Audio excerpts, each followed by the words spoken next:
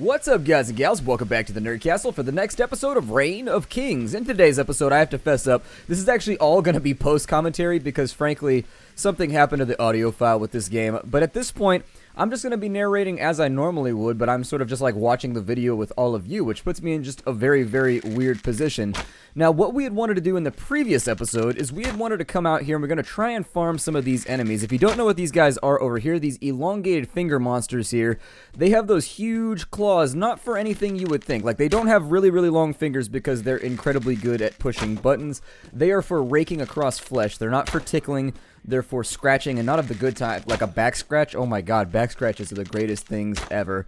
Have I ever brought that up, my obsession with back scratches? I don't know, back scratches are awesome. I don't know what it is, but as you get older, I liked them when I was a kid, but as you get older, back scratches turn into like one of the greatest things in the entire world. You just sit there and go, your eye like twitches, and you just lose track. I see the exact same thing in my cat. As my cat has gotten old, I'm gonna stab this guy. Shiv! Yes, take forth my shivicle into your tiny frame, and then fall, fiend. There we go. Down he goes. Let's see what he's got. Loot! He's got, oh, another friend. Well, that's no good. He's got loot, but he's also got friends. I was hoping that he would be friendless, and I know that sounds like a terrible thing to say about another being, but you know what? If he could be friendless, it would really help. Now, with these mobs, you can't block them. There's really no point trying. I don't notice any parry animation or anything if you block their attacks. I noticed it when I was over here in one of my own personal days playing with the club and just kind of like beating on these guys. You can kill them first things off in the game, and these guys do drop really, really good loot from time to time. And so getting a ranged weapon and fighting them until they get slow, you see how he is slowed down there for a second when I was walking backwards? They actually get crippled after you do a certain amount of damage. And they can drop Tears of the Gods, which are right there. We'll throw those into the backpack. He's got a stone woodcutter's axe. So yeah, that's better than the one that we have on hand right now. It's the two-handed variant. So it chops greater amounts, greater volumes of wood. Ah, steel flanged mace. Okay, well, let's throw that in right there. I think that'll probably be a suitable replacement for our dagger, although not by a huge amount. I mean, honestly, it's a steel weapon, though, which is going to save us materials later on. But as you just saw, they drop a lot of loot, and so I've seen people actually down in over here just killing these mobs and just fishing out bits of equipment. They do drop steel equipment pretty frequently. When I've killed these, I've gotten shoes, I've gotten chest pieces, and I've gotten helmets. And so it just comes down to, like, how long do you want to do this? And at the moment, I'm going to apply a bandage because, frankly, our HP is looking really, really subpar. And so there it is. Although, isn't subpar... See, I never understood. If something is subpar, I think it's like it's anti-intuitive or it's counterintuitive. I'm going to go with anti-intuitive because I like that better. Can you fire this from third person? It looks like you can. However, it's going to take some getting used to. Oh, he's already down. Awesome. I love bows in video games. My favorite build in Skyrim is to run with bows. Like, I really, really do enjoy it. I like the bows in Skyrim a lot. Now, the bows in this game, I don't know if they want to put like a white dot on the screen or something, because right now it feels like you're firing just towards like a random point on your screen.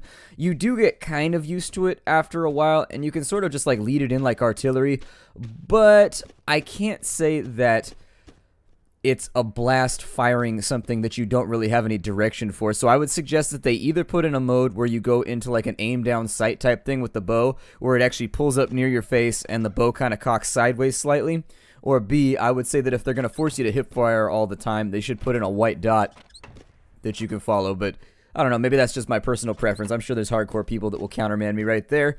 There are crates all over the place in this little village, but what I hadn't noticed during this point in my play is that my health is dropping very, very rapidly. The reason being for that is that this is a plague town. That's why it's full of plagued villagers. The walls are slimy. Nurgle has clearly been here just rolling himself all over the village. Unfortunately, he's left a really, really nasty residue, and that means that as we wander around, we're just going to lose health while we're in here. So only go into the village if you've got yourself a lot of band-aids that you can patch yourself up with. Honestly, there's nothing in here really worth grabbing anyways. I've gone up in the village 3 or 4 times just to verify, and as of yet, I've never found anything better than a couple of just like basic building blocks. So I found like dirt blocks, I found clay blocks, I found stone blocks, but not very many, not enough to justify like hanging out in here and waiting for respawns. Just like enough to where the boxes didn't feel totally empty. So we'll get some band-aids applied right now, although it is going to be very, very difficult for us to stay ahead of the damage curve right now because you do lose health very, very quickly inside of here. You probably have about 3.5 minutes to really sort of just like loot through this place once your health starts to fall. A little bit of wool right there, which can be turned into more band-aids later on. Never turn down wool in this game because honestly, the guy that has like 50, 60 band-aids, typically the one that wins fights, because eventually somebody's going to back off and get nervous, and during that opening, you can apply a bandage because there's no animation, and they'll still think that you're standing there with your battle axe, just kind of like taunting them and stuff like that. So honestly, you can bandage in the middle of combat. I've gotten away with it a couple times, but keep an eye out for wool in this game. It's a good idea. A little bit of wood right there, and a little bit of wool. I guess, I don't know. I'm just going to leave that behind. And this place is fairly intricate. I've never gotten a chance to run around because you lose health so quickly that I've never gotten a chance to crawl through all the upper areas. Like there's ladders that lead up to the roofs and you can look around up there. Oh, there's some wood vests right there. I've never seen that happen before. So armor is interesting. I've actually never seen armor in the town. Thought there was somebody hiding behind that pot for a second. It's a weird place for a lever. That seems like the sort of thing that would like catch you in the side. You know how sometimes there's something overhanging in your house until it catches somebody in the hip or it catches them in the knee, and then like the person that did it's just like, oh damn this thing, and then you finally clean it up. That seems like what that little knob is right there. It doesn't look like it has like any function or form, so I don't know. It's just a lever that does nothing. Like, actually, that opens the gate to Narnia. So if you ever want to go hang out with satyrs and possibly have like a weird C.S. Lewis adventure, there it is. It's the lever to Narnia, just in case you get tired of plague victims. Unfortunately, there's nobody to pull it anymore, so we can't really go to Narnia any longer. Out of the gate we go. I think that at this point, I just wanted to point out, at this point in the gameplay, I thought that I was bleeding, and I had no idea how to fix this. So ultimately, just keep that where you will. As my health drops off right now, it was because I thought I was bleeding from the fact that I had been clawed by enormous phalanges. And so somehow, even like right now, you see how I'm pacing back and forth in between the town and outside the town? Even that was not enough for me to put 2 and 2 together because I was mid-commentary. And when you're mid-commentary, your brain just stops functioning. They did a study on it, actually. People always ask me why I miss so much stuff in my commentary, or I miss so much stuff when I play games. They did a study on it about people with like cell phones and people holding conversations while trying to do other tasks. And it was basically they were functioning at the same level as being drunk. So, there it is. Welcome to LP and the way that it works. Oh, man, I thought I got him with that one. Oh, I got him with that one, though. That one wasn't too, but you get used to it. It's just like you have to find a reference point on the bow, I guess, before really... I am wasting a lot of arrows right now. I sincerely need to get this, like, locked in and get better at it. I do hope that they add in critical damage for headshots. It's difficult enough to score one to where I would figure, just throw in, like, a double damage bonus or something like that for a headshot.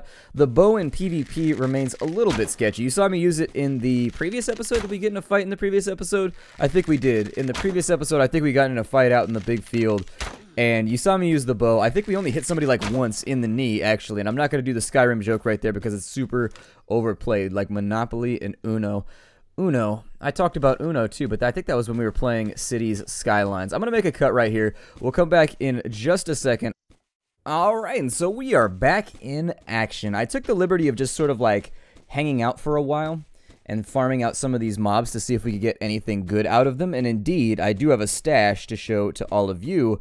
But I've seen a lot of players down here just like killing stuff with their clubs. They wait until their health gets low, and then they bandage, and they just sit here and they farm out mobs. For right now, though, let's take a look at our inventory and see what kind of goodies we got. So we got diamonds, which are pretty cool because those are used in lockpicks. And then the other thing that I got was steel plate boots. And I want to point out, I only killed like 4 or 5 of these things down here. Like, it really wasn't that big of a deal.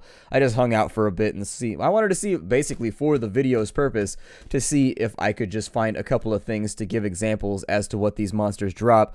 So anyways, I always figure with Liberty, I always figured there has to be a tea somewhere called Liberty.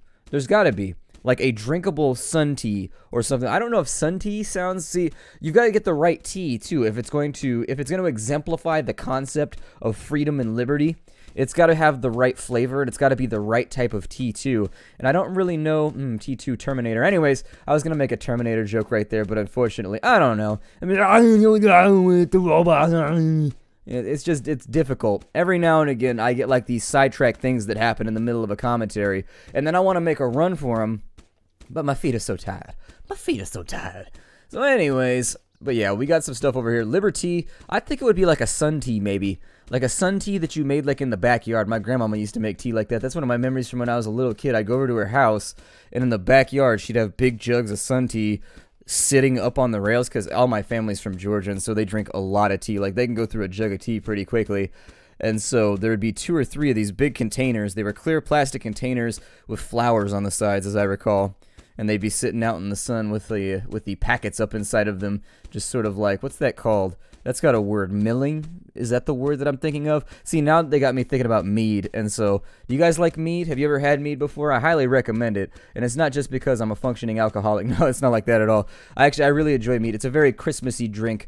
You drink it hot, or you can drink it, I mean, whichever you prefer, but it usually, if you get one of the nice ones from like Bevmo or wherever else, they are expensive, because I think most of them are imported from either Ireland or Scotland. I don't know. I think the one that I had was...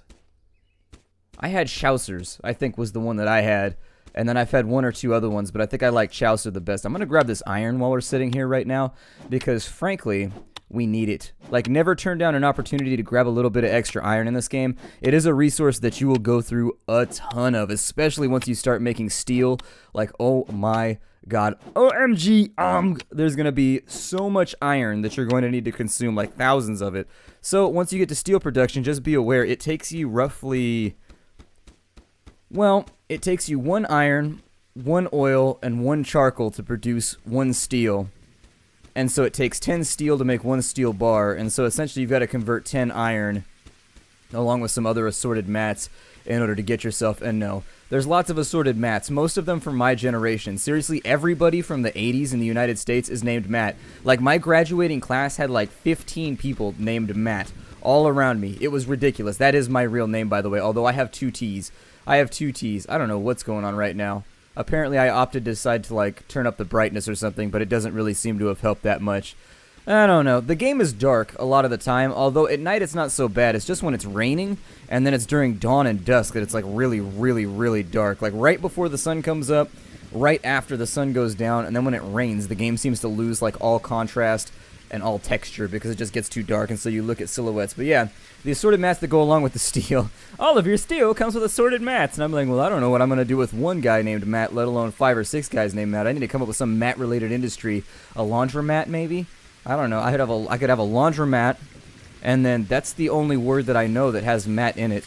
Like, I guess I could have like a material engineer. That might work for a little while. I think he might be useful. But other than that, like, I don't know how I would use many more than 2 mats as, like, associates to my materials. Anyways, the joke is done. We've killed it. We have stabbed it dead so many times right now. So I figure, what was I talking about? I was talking about something, and now I've completely and totally forgotten. Damn it, I hate it when that happens. You can see a light source over there. We should probably check that out at some point and just sort of, like, see what comes down the pipe. There might be something useful over here. Fire that out real fast and see if somebody's on the server, because people have been on and off, although it's going to get a lot more popular as we get closer and closer to release. This is recorded, I think 4 or 5 days before release. It's actually, I think it's like the 7th or the 8th. So yeah, steel production, that's what I was talking about. Steel takes a lot of materials, and you don't realize it until you have like no iron left because you've been working on other things. And so I would strongly recommend that you get as much iron as possible. If you see it around, just grab it real quick. We are able to upgrade our gathering implements, I suppose, as well. I don't know, our tools. There we go. I knew it was a simple word. I knew it was a simple word that I was simply just like gagging over. It happens from time to time. When you look at that view, I love looking out over this game. Like, they did a great job with the map. I mean, I think they need to work on it a little bit to make it feel a tad more, I suppose, I don't know what I'm actually looking for right now. The map is nice, but there's a lot of empty space, and so it runs into the same problem that Savage Lands has right now, where there's no nodes, there's nothing but trees as you get further away from the King's main valley.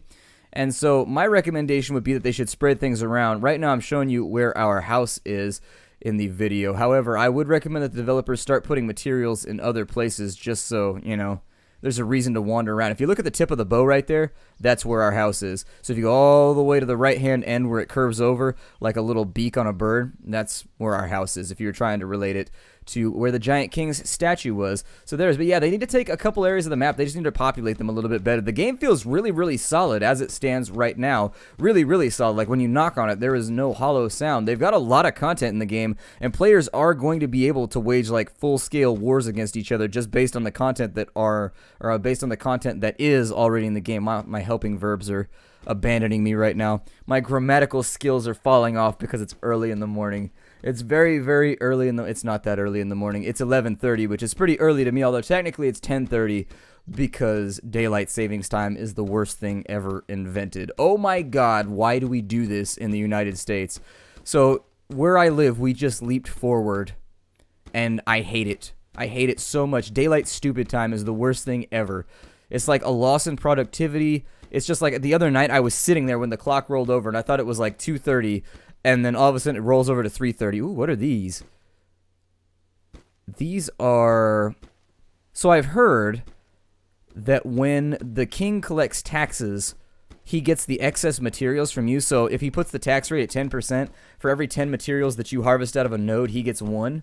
I think that those chests right there might be where it puts it. So welcome to the king's court. He's got a rather large like death pit in the center, which is pretty cool. I think I would like my throne room to have a death pit. But yeah, daylight savings time just happened, and it's been throwing me off for days now. I've been going to bed super late and waking up super late just because everything is shifted back by an hour. It's the worst thing ever, and I don't know why we do it. So how do I do this right here? Claiming the throne. Let's claim. It's not a let's play, it's a let's claim. Yes? Would you like to join with me? Let me put my ass upon your lovely tresses, little skullmen. I don't know if I want to be born around by the undead. I'm sure they would make perfectly good farriers, but at the same time, being associated with the undead typically tends to align you with the bad guys in any given story, and I want to be the good guy. Like, I want things to be arranged in such a way to where, like, I'm like the King Arthur of the whole thing, which would be pretty cool. What's back here? It looks like there's something on the ground right here. I don't think it's telling me that I can claim that. I'm not sure what's going on, but there's definitely something like on the... Yeah, see right there? Hold. Collect the ancient crown. Thou must be king to remove thy ancient crown. That's weird. Did I pick up a crown anywhere? I don't suppose that I did. I'm going to clear out my inventory and we'll see. Let me try this again. No? Maybe that's why it wouldn't let me claim, because I didn't have... Weird. Alright then. Well, in that case... I don't think that I'm wearing a crown in the first place. Yeah, because the crown is on top of this statue, along with that super awesome sword. How do I get that thing inside my inventory? Collect the ancient sword. Yes? I suppose the sword is probably like the goodie bag that goes along with having the crown that makes you like a badass. Probably does like 20 damage or something. It's not letting me loot those either, so I'm not really sure what's going on right now. I was trying my best, but oh, they got a bear pit. If I got thrown down in there, I don't think I could bear it. I might barely survive. Yikes. So does it just stay down there? And how did you get it down there in the first place? Did you lower it like on a rope? You just hit it with a stick in the head real hard and then just like hope it gets clonked out? Maybe we're not allowed to claim the throne because there's nobody online right now. Like, I am the only person on the server, so maybe in order to keep people from snatching the throne, they disabled it when nobody else is online so that you couldn't like make your own server become king and then like camp on top of it, like leave it private basically, become king and then do... I don't know. I'll have to investigate further because I'm not sure how the whole kinging system works right now. My chess is not so good. Actually, that's not chess, that's checkers. You see what I mean? My chess is really, really, really bad. Well, I suppose we'll head back to base, and then we'll break off the episode, so I will see you there. Nerd Castle! Look what I found. I went and investigated that light that was way off to like the side when we first went into the castle, and look what I found. It's an individual sleeping in a sleeping bag. I don't know if I could sleep naked out in nature, especially if I wasn't inside a tent or something. It might just be my own misgivings with my body. But otherwise, I just feel really, really exposed. I feel like something's going to reach out and grab one of the protruding parts of my body. It's also, in this world, it's common knowledge that you're supposed to jump on somebody's head when you want to wake him up. Let's see what treasure he has. He's got some fangs, he's got some feathers. That's some pretty good stuff right here, but unfortunately, I don't really have the space to bring them along with me. So I figure I'll put the fangs up in there. We need those. I think you get them from bears or something. I don't know. I've never gotten any fangs, and I've killed like werewolves. I've killed like normal wolves. Essentially just wolves and werewolves. I haven't killed any bears though. Bears are the one enemy that I have not destroyed. I'll leave him a knife and a boot in exchange for his fangs because that seems fair. Kinda. Is that a fair trade? Like a knife and a boot for some fangs? I don't know. We're getting kind of like out into these weird theoretical economies right now for the medieval world where I'm not really sure how many ducats my individual items are worth. So we can make a bone-spiked club if we can get enough fangs, which really sort of like entices me because that thing looks really, really cool. I want to hit people with it pretty badly here. You can have some charcoal too. Is there anything in here? No, he wasn't processing anything before he went to sleep. Unfortunate. A lack of fortune pervades this place. It looks like he started to build as well. There's one charcoal, just in case. Is there... He's got wood in there, though. It's all primed up. People should put out your fires before you leave. There's a toggle. You hold down the E button when looking at your fire, and it'll actually get rid of it. And so when you log out, you should always turn off all your fires so that inquisitive players won't come around and start, like, looking at your base. Even when your base is super awesome like ours, and believe me, in future episodes, our base becomes super, super badass. But anyways, you should always turn out your fires before you leave because, frankly, people will come and investigate. I've had multiple people attack our base in between episodes, especially future on down the line. Remember, I'm doing post-commentary for this episode right now. So, the thing that we're running into, it sucks. I'll tell you exactly what happened. So, I have a webcam and I have a microphone. For whatever reason, my vocal software swapped. I think it must have been a Windows update or something because it's never done this before, but it swapped over to the webcam microphone for some reason, and it just totally ruined the entire commentary. It sounded awful. It sounded like somebody was recording through a tin can. It was unsalvageable. That's all. I was like, well, damn. And so there it is. Now we're doing post-commentary. Some of the episodes from here on out are going to be really, really short. The reason being is that I'm having trouble getting interesting stuff on camera, and so I just run out of hours in the day. So the episodes from here on out are probably going to be 15 to 20 minutes long, and it's taking me, believe me when I say it's taking me 2 to 2.5 hours to get each of those like 15 to 20 minutes just because I'm trying to get interesting stuff to happen. And after this point, I tried to limit the amount of walking that would take place. So anyways, my name is Splattercat. Thank you for joining me here at the Nerdcastle for the next episode of Reign of Kings. I look forward to seeing you all in future episodes. Hi, I do, everybody. I'll see you next time.